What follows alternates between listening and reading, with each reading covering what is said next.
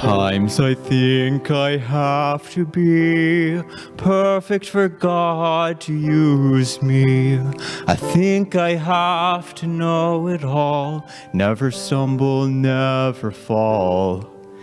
I focus on all my inadequacies instead of what Christ can do through me. I forget to trust and I can't quite see that God doesn't call the qualified, He qualifies the called. And He'll supply your every need when you choose to give Him all. You can be too big for God to use, but you'll never be too small. 'Cause God doesn't call the qualified, He qualifies His called.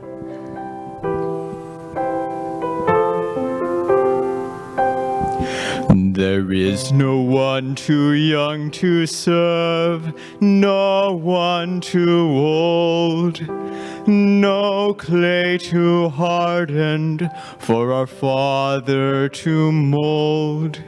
He has a place designed for you that no one else can fill.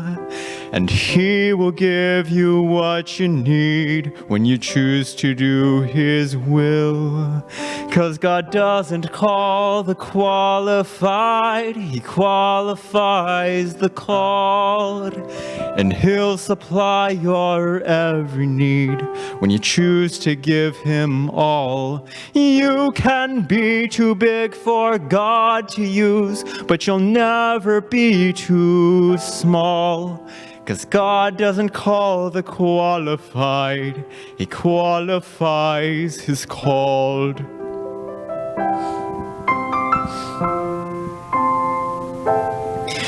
So don't hinder God with what you say you can't do. Just be willing and ready to be used. Go where He leads with a heart that is willing. No telling what He'll do through you. 'Cause God doesn't call the qualified, He qualifies the called. And He'll supply your every need when you choose to give Him all. You can be too big for God to use, but you'll never be too small. 'Cause God doesn't call the qualified, He qualifies His called. No, God doesn't call the qualified, He qualifies His called.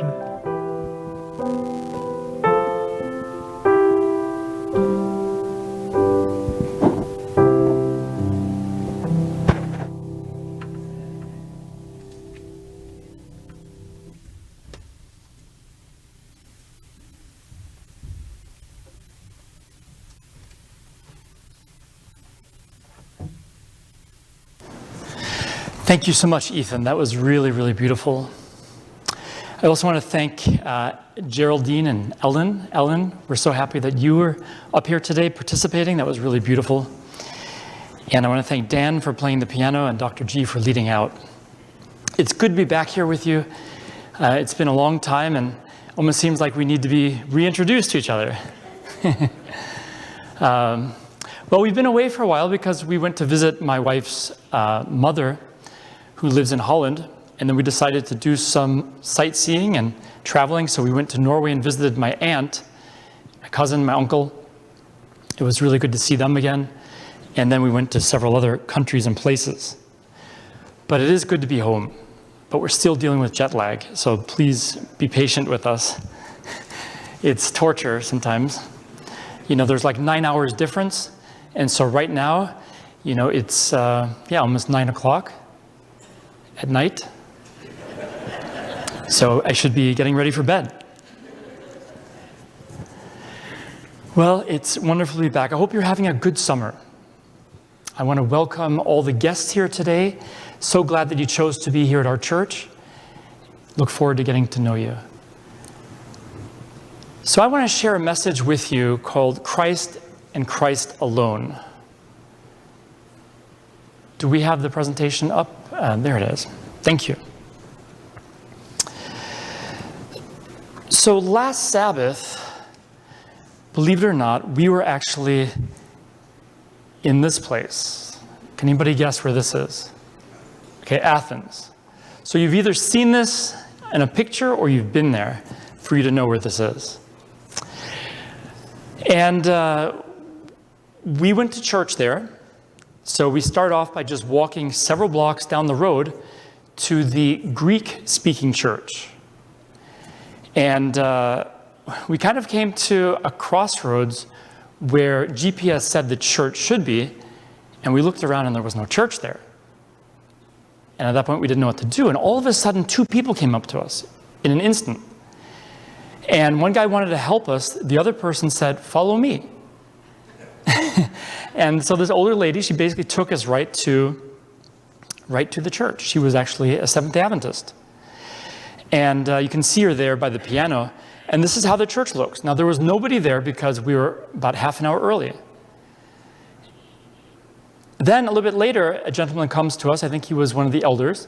And he told us that maybe you guys want to go to the English-speaking church. Now, originally, we had planned to go to the English-speaking church, but we were confused about its location. An informal webpage told us that it was by the History Museum, but then the formal webpage, the conference's webpage, told us that it was at this church. So that's how we came there. It turned out to be wrong. It was at the other location, and I guess they didn't want to publicize it because, it wasn't yet a formal church, I guess. So we walked several blocks to get to this church. And we came there a little bit late, and Sabbath school was meeting, and there were people from all over the place. There was somebody from California. There was a family from Texas. There was a family from Oregon. There were people from other countries in Europe. And we had this awesome Sabbath school discussion with lots of questions. Then they asked us to introduce ourselves, and so here you see the son actually from Texas getting ready to sit down again. And just a wonderful time. And then there was a guest speaker there too. So this is what we did on Sabbath. Now we had plans after church that we wanted to go to a very special place. We wanted to head out of Athens into the countryside and go to the city of Corinth. Now we wanted to go to Corinth because Corinth is a significant place in the Bible, right? Paul went to Corinth, started a church there, and he wrote 2 letters to the Corinthian Christians. So we just had to see Corinth, being that we were so close to it. So we got into the car, we drove the distance, which was about 49 miles on their freeway. That takes about, it took maybe like an hour to get there.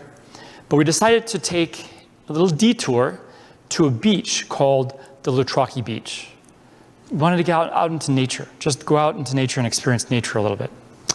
So we went out into nature, drove these winding roads through the countryside, and the colors were just so brilliant. You had this light green color that just lit up the place. I think they're actually, conifers, so they're evergreens, and it's called the Aleppo pine. And it seems to be a lighter pine than what I'm used to. Just really beautiful. And then you have all these olive groves all over the place. In this particular area, the olive groves are neatly organized. Other places, they're not so neatly organized. And then you have this deep blue water. Just so beautiful. Reminds me a little bit of Oregon, but a little bit different too. So we get out of our car and we head down to the beach. And there you can see the ocean right in front of us. And here's one of the conifers. And we get down there, and there were just a few people there, not too many. It was just wonderful to be there, just absolutely amazing. It was kind of a little bit windy from what I remember. There were waves, and we got in the water and we did some snorkeling. and we're able to see fish. The water is very clear in some places, not so clear in other places. But yeah, we were able to explore, and the kids and I just had a blast looking under the ocean and experiencing a totally different world. And then we head on back. So we're heading to Corinth. Corinth is just maybe half an hour from this beach. Here you can see the coastline, just truly amazing. This was, we were nearing sunset, so the sun was, not quite going down, but it was heading towards the west. So here we come, and we can see Corinth. This is the Gulf of Corinth. And you have two different cities, two different modern-day cities very close to each other. You have Loutraki, which is kind of a tourist town. It's known for its hot waters. And then you have modern-day Corinth. And then to the left of that, you have ancient Corinth. So ancient Corinth is no longer inhabited. It's a series of ruins that have been excavated, I think starting in the 1800s. Just a really interesting place to visit. And so we have to drive maybe like half an hour from this location, or 20 minutes or so, to get there. And we come to the sign that says the Acrocorinthos.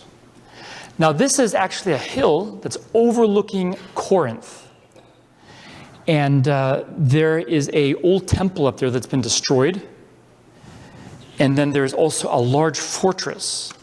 Now we decided to go here because we didn't really want to pay anything on the Sabbath to go into ancient Corinth. They charge money to go there. And so we really wanted to get a good view of Corinth from a place where we didn't have to pay. So this is just, above Corinth. Here you can see this hill, and at the top you can see part of the structure that's up there. So we kind of drove up there, and as you can see, when you get close to the top, you can look out and you can see, I'm not sure if you can quite see the ancient part. I think the ancient part is covered by the rocks there. But when we drove down, we were able to see it. So this is an old fortress. It's a medieval fortress, and it runs about 3 kilometers. We were not able to go into it because it was actually closed by the time we came there. But on top, there's the Temple of Aphrodite.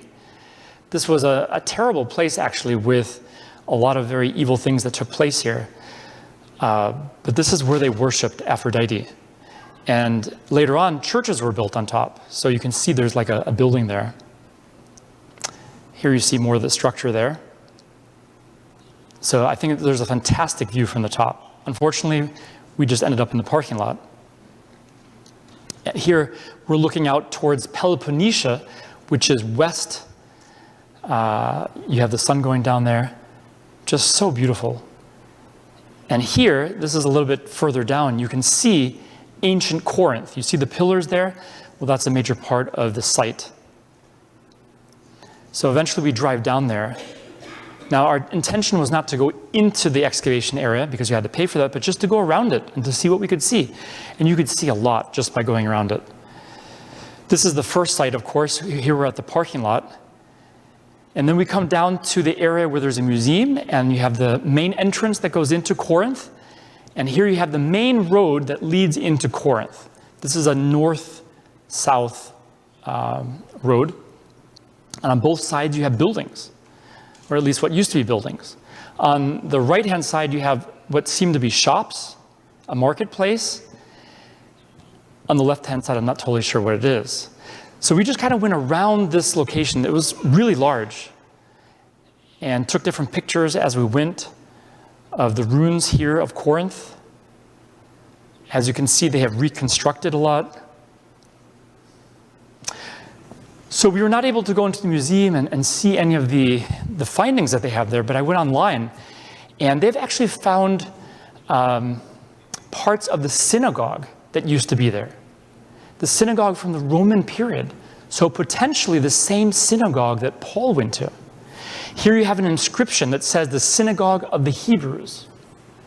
And you also have a capital, which was at the top of a pillar, with menorahs and palm branches, symbols of the sanctuary. So these things were found here in the city. Now we know exactly where they were found, and I'll show you in a picture where they were found. Here we have actually a fountain that was probably just right across the street from the synagogue. So here is an attempt to map out the city. You can actually look it up online. It's an attempt to kind of computerize all the data that they've collected over many generations of archaeology, and it kind of brings it all together. And here you see this main road, the road of Lectium, that I was facing as I looked into the archaeological site.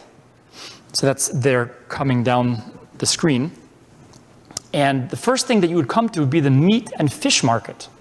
Now this is significant because Paul talks about eating meat that was offered to idols. And this would have been at least one of the main places that people bought that meat. Then you come to the Justice Hall, or the Hall of Justice.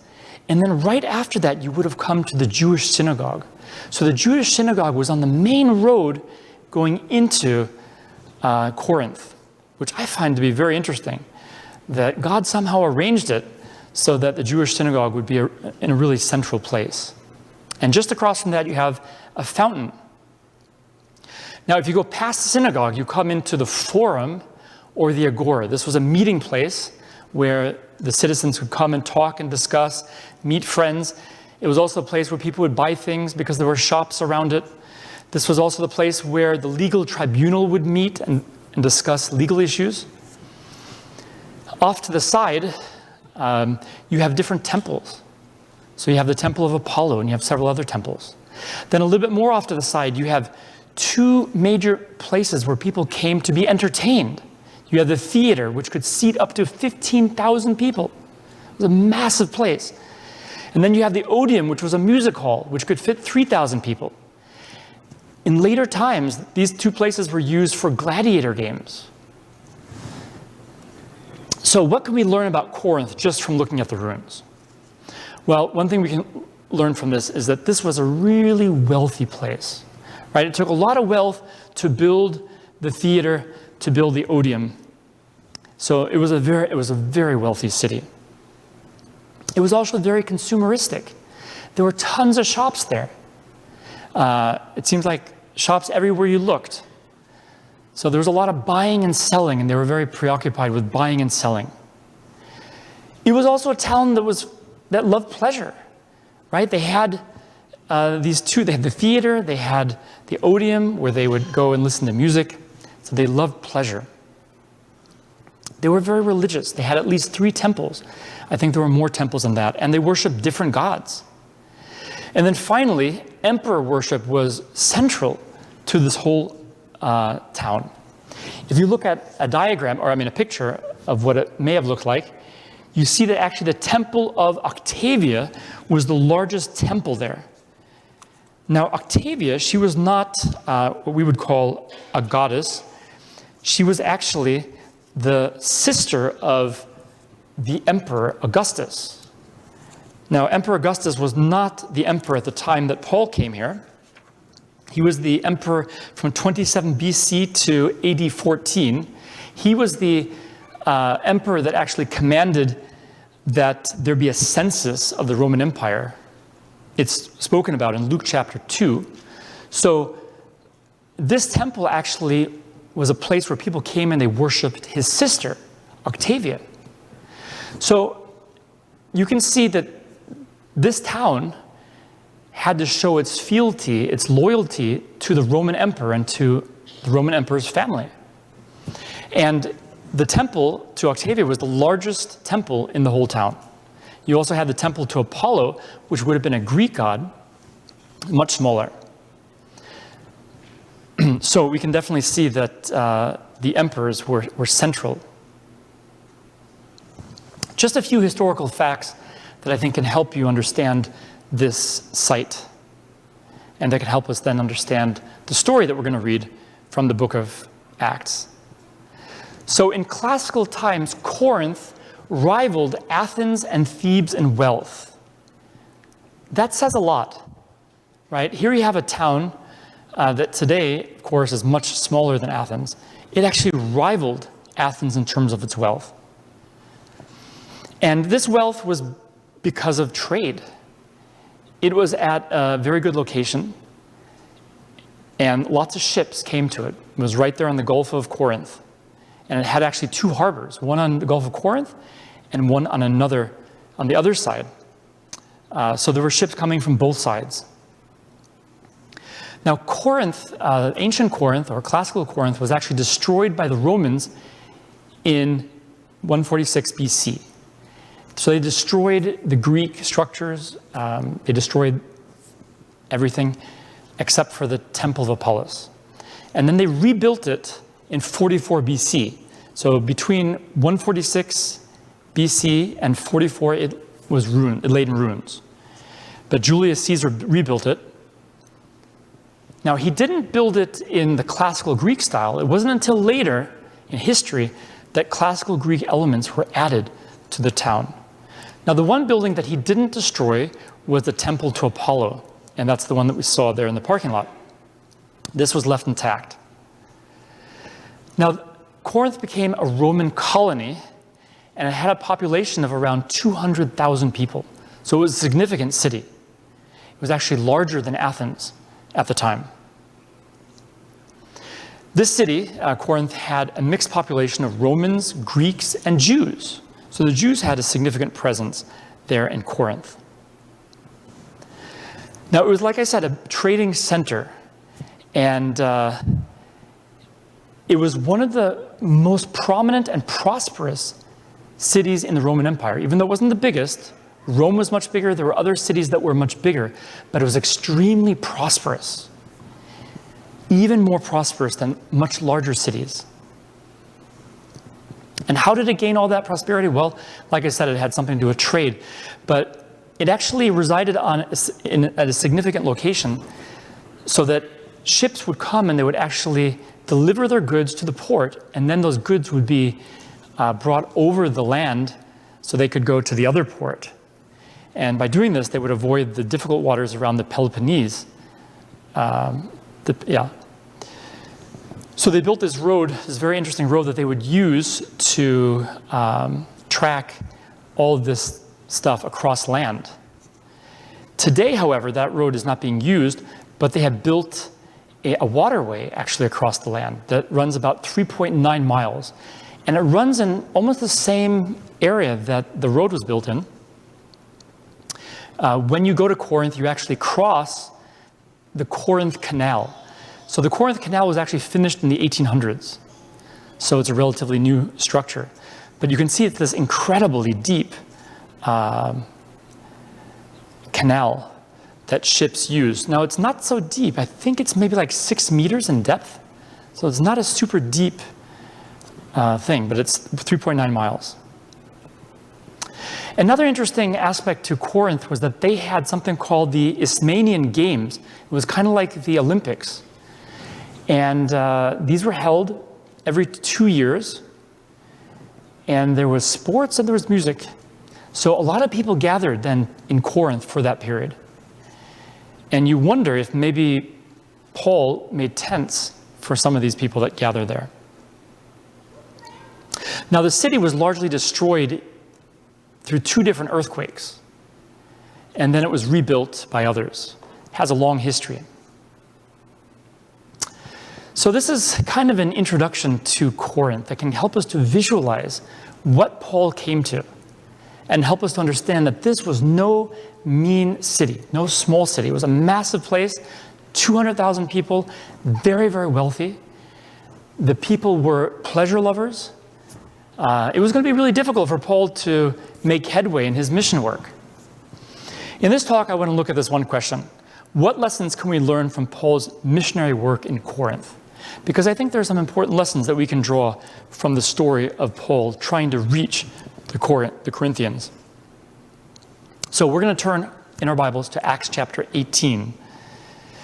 And we're going to see what God has to say to us through the story of Paul trying to reach out to the Corinthians.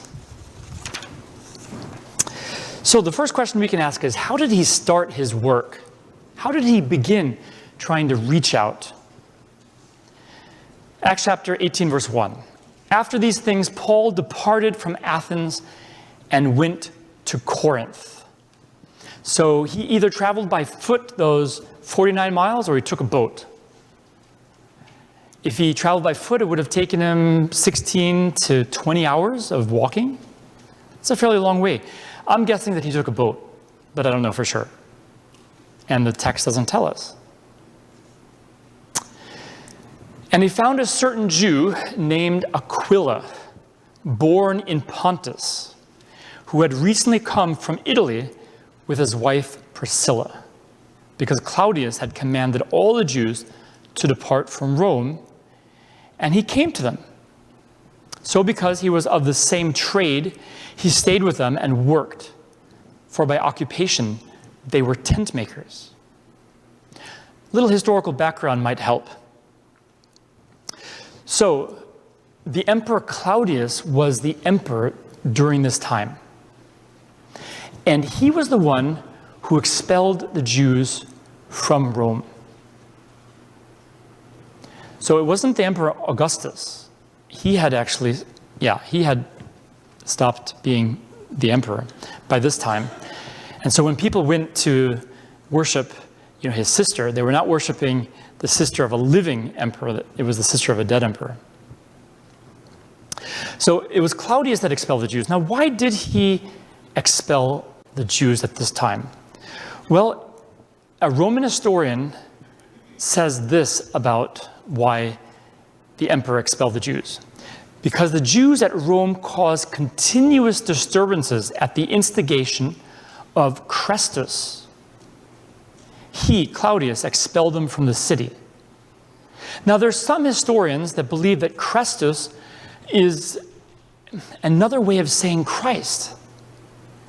And so the suggestion is that the disturbances, the conflict in the Jewish community was created by a conflict between those who accepted Jesus and those who refused to accept Jesus. And so it would have been the Jews against the Messianic Jews. This is a possibility, but I don't think it's entirely clear. It could also be explained in other ways. So I don't think we'll know for sure, but it's intriguing to think that maybe the reason why they came to Corinth was because there was a lot of upheaval around the question of whether Jesus was indeed the Messiah.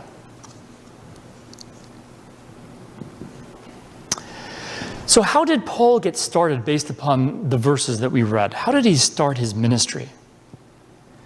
Well, the first thing that we see here is that he was very intentional. I mean, he lived to share Jesus with others. That was his life's work. And he intentionally made his way to Corinth because of how significant Corinth was. He knew that if he could reach Corinth, he could reach many other people. And so he travels to this town because he knew how important this work would be. Now, Paul didn't wait for people to come to him. He brought the gospel to them. And this is really important to understanding Paul and his ministry. And it's important to understanding what God is calling us to do too. The gospel goes forward when people bring it to other people. He didn't wait. He went. And when he came to Corinth, he didn't start by standing in the town square and sharing a message. No, he started by building relationships with people that had shared characteristics, right? They were Jewish. They had the same trade that he had, right? Aquila and Priscilla, they had the same trade. They were tent makers. So he found these individuals that he could build a relationship with. And he started working together with them. And he started sharing Jesus with them. And they became his co-workers. So he shared the gospel with them in the context of a relationship. They were his co-workers. And God blessed. And they became his co-workers in the gospel. They accepted Jesus. So I think this is just a very interesting story of how things got started in Corinth. It started because he focused on a couple and building a relationship with just two people. And they helped him to bring the gospel to more people. So we should think about our neighbors. We should think about our friends. We should think about the people that we know, the people that we work with. Perhaps God is wanting us to share with them, and perhaps through them, we can reach many others. Now, how did Paul actually share the gospel with the Corinthians? Let's read on a little bit in the story. So it says in verse 4, "And he reasoned in the synagogue every Sabbath and persuaded both Jews and Greeks. When Silas and Timothy had come from Macedonia, Paul was compelled by the Spirit and testified to the Jews that Jesus is the Christ." Let's take a few minutes to reflect on his methodology for sharing the gospel. One thing that stands out here is that he relied on the Spirit's leading. Right? He didn't share. It says here that he waited until the Holy Spirit revealed to him before he testified to the Jews. We'll talk about what that means in a second. But it was the Spirit that was leading him. I believe he trusted and relied upon the Spirit from the get-go. And it was the Spirit that gave him the guidance, that gave him the words, that led him to say what he had to say at the right time. Right? This is really important because if we want to reach others, we need God's help. And God wants to help us. So the very first thing was that he trusted in Jesus. And he relied upon Jesus to lead him in sharing the gospel. The second thing that jumps out at me is that Paul reasoned with people. Now, what does it mean by him reasoning with people? There's different types of reasoning, right? Well, I always like to let the Bible interpret itself. Now, here in Acts, we have many passages that describe Paul sharing the gospel with other people. What I did actually on the plane coming over here was I went through the book of Acts and underlined all the passages that describe Paul sharing the gospel and how he shared the gospel. And what I found was that there are other passages that explain what it means when it says Paul reasoned with the people. The one passage in particular that jumps out is Acts chapter 17. Actually, it's verse 2 through 3, not 2 to 23. But it's in this passage that we're actually given an insight into how he reasoned. Then Paul, as his custom was, went into them and for 3 Sabbaths reasoned with them from the scriptures. So the first thing we learn is that when Paul reasoned with people, he didn't just present arguments. He reasoned from the Bible. He gave evidence for his belief in Jesus from the scriptures. So he reasoned with them from the scriptures, explaining and demonstrating that Christ had to suffer and rise again from the dead, and saying, "This Jesus whom I preach to you is the Christ." So part of reasoning is explaining. Right? There are many things that need to be explained so that people can understand. And then there's demonstrating, which is really giving evidence, solid evidence for something. So Paul actually did both, right? He explained and he demonstrated, and he used the scriptures to do that and his knowledge of the Bible. Now we have an example in the book of Acts of Paul actually reasoning with people out of the scriptures. If you go to Acts chapter 13, this is when he was in Antioch in Syria. This was in Turkey. We actually have a whole passage of him reasoning with the people in the synagogue. And we can look at how he did it. We don't have so much time to do that, but you can take time to do it. He basically goes through the history of Israel. Right? He starts kind of at the beginning of things. He goes through the history to show where Jesus fits in God's plans. And then he demonstrates that Jesus is the Messiah through the death and resurrection of Jesus. So this is the way that he went about reasoning that Jesus should be taken seriously. So Paul reasoned. The last thing that he did was he testified.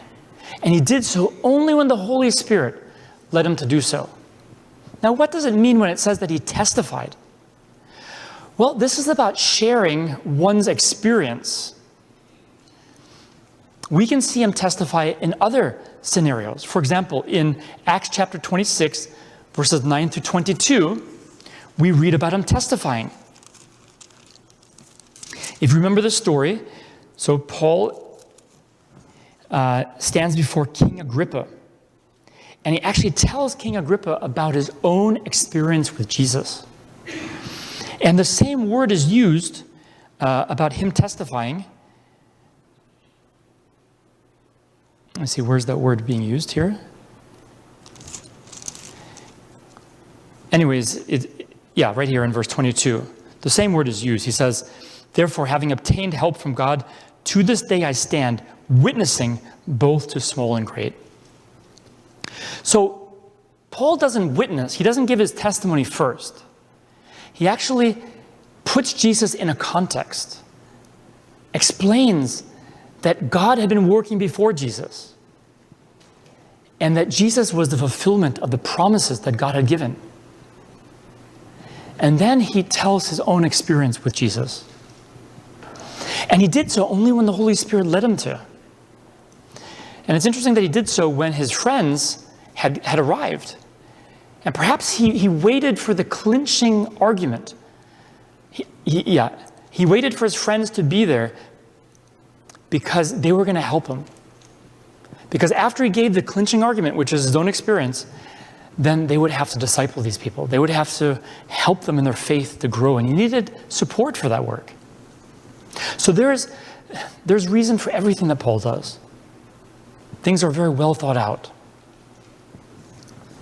Now, Paul had previously been in Athens, and he had also had a chance to, give reasons for his faith. But he had not been so successful in Athens. And so when he comes to Corinth, he changed his tactic. What did he change about his approach to the people? What was different about Corinth than Athens? Well, let's read what he says actually in his letter to the Corinthians, chapter 2. He actually explains what approach he had taken with the Corinthians. And this was a different approach than what he had taken with the Athenians. He says, "And I, brethren, when I came to you, did not come with excellence of speech or of wisdom, declaring to you the testimony of God. For I determined not to know anything among you except Jesus Christ and him crucified. I was with you in weakness and fear and in much trembling. And my speech and my preaching were not with persuasive words of human wisdom, but in demonstration of the Spirit and of power, that your faith should not be in the wisdom of men, but in the power of God." Let me share with you, I think, an explanation which makes a lot of sense for what had changed in his presentation style. Because something dramatic had changed. And this explanation comes from the book Acts of the Apostles. Let me read to you what is said here. And this is in the chapter on Paul and Corinthians. The Corinthians had become conspicuous even among the heathens for their great immorality. Sorry, it's not immortality, but immorality. They seem to have little thoughts beyond the pleasures and the gaieties of the hour. So sorry for my mistakes there, but they had little thoughts for anything but pleasure, worldly pleasure. Much like perhaps our generation, right? Just really busy pursuing different pleasures in life. Going to the theater, going to hear beautiful music, right? Going to Olympic competitions, sports, enjoying pleasure. In preaching the gospel in Corinth, the apostle followed a different course from which had marked his labors in Athens. While in the latter place he had sought to adapt his style to the character of his audience, he had met logic with logic, science with science, philosophy with philosophy. So if you read through Corinth, his message to the Athenians, you see that Paul was a master of being able to speak to people's situation, right? He knew the Athenian religious culture. He knew their philosophy. He knew all that about them. And he was able to speak to them using their language, their thinkers. So he met their logic with their logic, and their science with their science, and their philosophy with their philosophy. Right? He was very, very wise in his approach to them. As he thought of the time thus spent and realized that his teaching in Athens had been productive of but little fruit, he decided to follow another plan of labor in Corinth in his effort to arrest the attention of the careless and indifferent. That strikes me as very odd. You would think that using such wise and thoughtful methods would have borne a lot of fruit, right? That he would have been very successful because he was so smart. But it wasn't like that. He won but few people. I don't know if you go back to the story, I think is it just 2 people that ended up being converted? It was relatively few people that gave their lives to Jesus as a result of his wise efforts. So he decides when he comes to Corinth that he was not going to repeat that. He determined to avoid elaborate arguments and discussions and not to know anything among the Corinthians save Jesus Christ and him crucified. He would preach to them not with enticing words of men's wisdom, but in demonstration of the Spirit of power. To Paul, the cross was the one object of supreme interest. Ever since he had been arrested in his career of persecution against the followers of the crucified Nazarene, he had never ceased to glory in the cross. At that time, there had been given him a revelation of the infinite love of God, and a marvelous transformation had been wrought in his life, bringing all his plans and purposes into harmony with heaven. From that hour, he had been a new man in Christ. He knew by personal experience that when a sinner beholds the love of the Father, as seen in the sacrifice of his Son, and yields to the divine influence, a change of heart takes place, and henceforth Christ is all in all. At the time of his conversion, Paul was inspired with a longing desire to help his fellow men to behold Jesus of Nazareth as the Son of the living God, mighty to transform and save. Henceforth, his life was wholly devoted to an effort to portray the love and power of the crucified one. So what Paul decided to do was to focus on getting one idea through to the people. And that was the infinite love of God as displayed in the life and death of Jesus. And so he hammered that point home. He focused on one thing. And this bore great fruit. His great heart of sympathy took in all the classes. He said, I am a debtor. He declared both to the Greeks and to the barbarians, both to the wise and to the unwise. Love for the Lord of glory, whom he had so relentlessly persecuted in the person of his saints, was the actuating principle of his conduct, his motive power. So he was driven by a love for people, and he wanted them to know the love of God. And this had transformed him, and this transformed his listeners as they heard him. So how did the people respond to this? Let's look at the story. Verse 6. But when they opposed him and blasphemed, he shook his garments and said to them, your blood is upon your heads. I am clean. From now on, I will go to the Gentiles.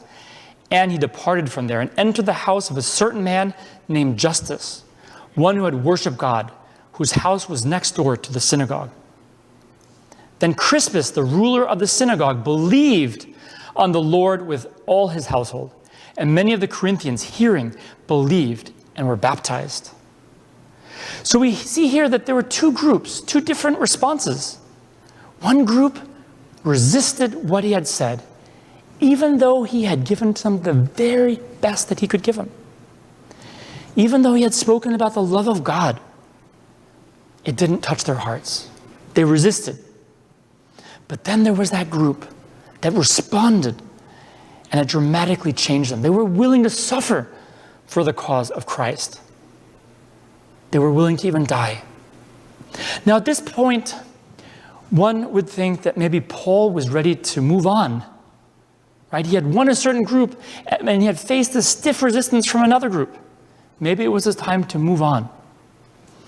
But it was then that God spoke to him, very clearly telling him that his work was not done. Now the Lord spoke to Paul in the night by a vision. Do not be afraid, but speak, and do not keep silent, for I am with you. And no one will attack you to hurt you, for I have many people in this city. And he continued there 1 year and 6 months, teaching the word of God amongst them. So God tells him, listen, there are many more people here that will be responsive to your message. And so he encourages them to stay here, telling him that he doesn't have to fear anybody because nobody's going to hurt him. And so Paul continues on for 1.5 years. That to me is incredible. I mean, he spent a lot of time trying to win people over, and many people responded to the teachings. But Satan was not done yet. Satan was not done because he didn't want this message to gain steam, to progress, to move forward. And so he was going to do all that he could to stop it in its tracks. But God was much stronger and much more powerful. He was not done. Look what happens next in the story. When Gallio was proconsul of Achaia, the Jews with one accord rose up against Paul and brought him to the judgment seat, saying, "This fellow persuades men to worship God contrary to the law." And when Paul was about to open his mouth, Gallio said to the Jews, "If it were a matter of wrongdoing or wicked crimes, O Jews, there would be reason why I should bear with you. But if it is a question of words and names and your own law, look to it yourself, for I do not want to be a judge of such matters." Let me just give you a little historical background behind this. And then he drives them from the judgment, and he actually punishes the leader of the Jewish synagogue. So Gallio, he was actually a Roman senator. He was actually the son of the famous rhetorician Seneca. You've probably heard his name before. So he becomes the proconsul in either 51 or 52 AD. So we know the date that he was made proconsul. So here's another historical fact that's irrefutable. So we know the time period that this all happens. So Gallio actually stands up for Paul. So God turns the opposition of the Jews into an incredible blessing. What kind of blessing was this? Well, you see, what happened was that the Jews brought him before the court. And the court actually met in the forum, or the agora. You actually see in yellow where that would have been. It would have been something called the bema. So this was a very public trial where anybody could listen to it. And now it wasn't just the people, the common people that were listening to Paul. It was actually the leadership that was listening to him. And so Paul was actually moving forward in his work. Despite their opposition, or because of their opposition, God had turned it to his advantage. The gospel was brought to the attention of the ruling elite, just like Jesus said their message would be brought to their attention. Now, he remained there a while after that, and then finally he leaves together with Priscilla and Aquila, who had become his co-workers. So what lessons can we learn from Paul's missionary work in Corinth? Just a few simple lessons that I think we should take away from this. We are all involved in gospel work. We are all co-laborers together with Jesus. No matter where we work, no matter what we do in life, we have been called to work together with Jesus in winning others to him. The gospel needs to be taken to people. We should not wait for people to ask us about it. We must work by building relationships with the people around us and then sharing as the Spirit leads us. Our message is to be kept simple. and Christ-centered. We should talk much about the love of God as demonstrated at the cross. This is really central to what we have to share. And then finally, we should expect opposition, but we should also expect that God will work through our setbacks. Let me end with a story. So after the Sabbath went down, we ate some food, and then we met this guy in a shop. So he had a little shop there, and he had this amazing work. He actually would copy ancient artifacts. He would make replicas. And so Irma took these pictures of him. There was even an article written up in a German magazine about him. So we decided to buy something from him. We decided to buy this lamp. Now this is a lamp that's a replica of a lamp from 600 before Christ. So it's a replica of a very ancient lamp found in the ruins of Corinth. And you can see the attention to detail that he put into this lamp. Incredible attention to detail. And he does all this by hand. And he has taught his son to do this work. He has taught his grandchildren, and I think even maybe his great-grandchildren. So he's kept this art alive. Now, I think there's a lesson here for us. You and I have been sent out with a lamp. Right? Jesus talked about it in the parable of the 10 virgins. So we have been sent out with the gospel lamp. We need to pay attention to this gospel. We need to give it attention. We need to sharpen it so that we can share this light with others. And we need to be filled with the Spirit of God so that we can impact others. This is what God has called us to do. This is our responsibility. This is our calling. And it's a tremendous privilege to carry this to others. May God help us in this work. May God bless us as we try to be faithful to carrying the love of Jesus to the people around us. May God bless each one of us. Amen.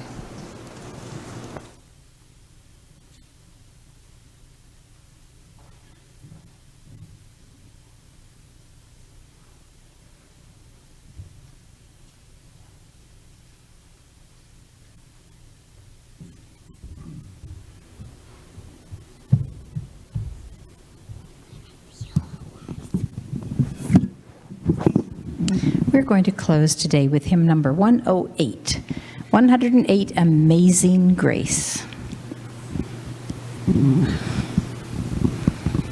I remember my mother sharing with me a number of times the concept that Paul learned when he was in Corinth and then to Athens, where he used his own wisdom and then he used the cross of Christ. I almost did On a Hill Far Away, but Ellen knows Amazing Grace, and it's really the same thing, isn't it? I invite you to stand.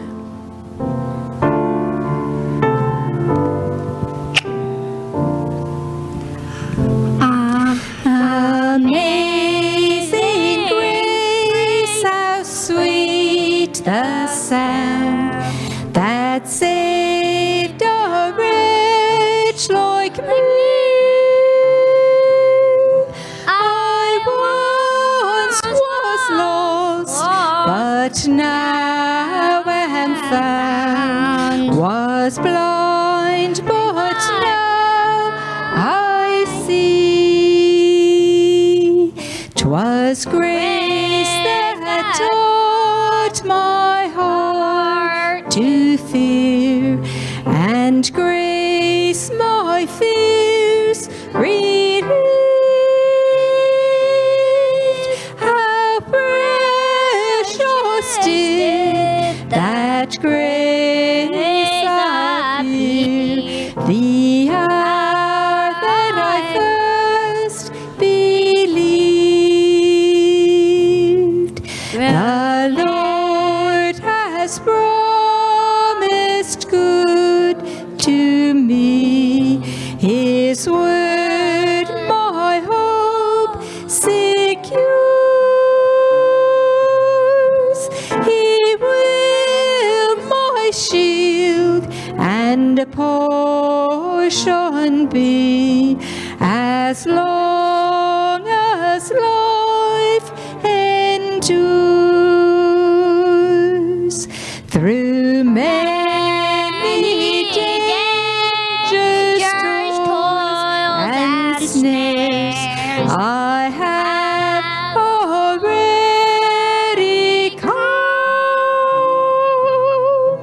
'Tis grace that brought me safe thus far, and grace will lead me home.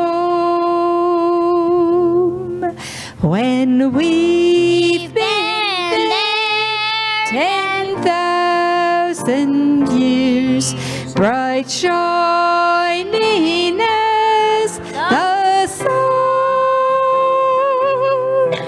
we've no less days to sing God's praise than when we first begun.